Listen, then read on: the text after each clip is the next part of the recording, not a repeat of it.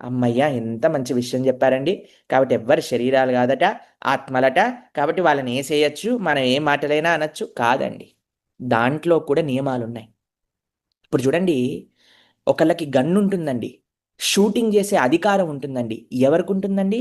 ఎవరైతే పోలీసు ఉంటారో వాళ్ళకుంటుంది.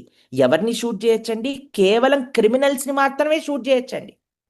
పోలీసు అమాయకమైన ప్రజల్ని షూట్ చేసినా సరే అది క్రైమే.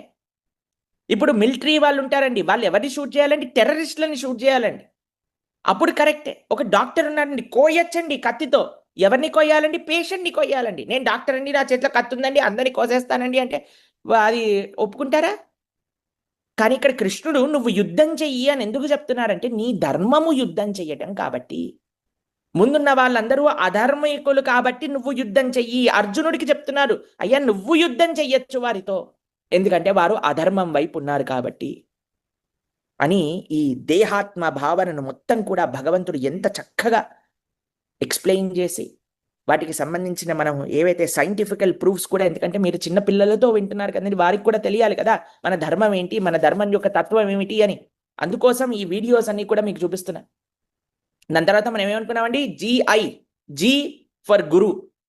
గురువు యొక్క గొప్పతనాన్ని మనం విన్నాం. దాని తర్వాత ఐడెంటిటీ. నా ఐడెంటిటీ ఏంటి?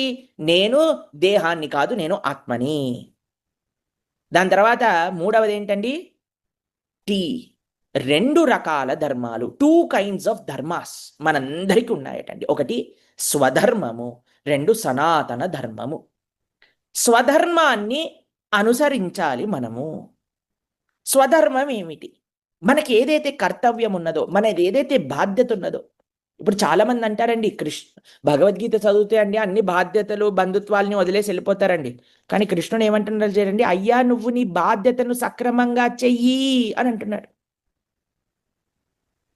అర్జునుడు అంటున్నాడు నా బాధ్యత నేను వదిలేసి వెళ్ళిపోతాను, గాంధీవాన్ని కింద పెట్టేస్తాను. కృష్ణుడు అంటున్నాడు బాధ్యత వదలకూడదు, నీ బాధ్యతను నిర్వహించాలి.